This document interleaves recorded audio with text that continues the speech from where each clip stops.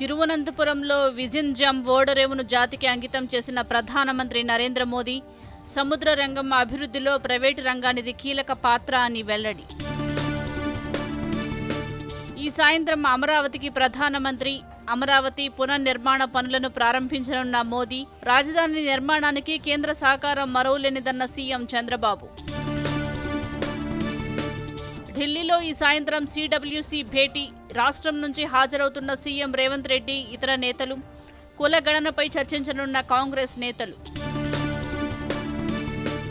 రాష్ట్ర గవర్నర్తో తెలంగాణ కాంగ్రెస్ బీసీ నేతల భేటీ.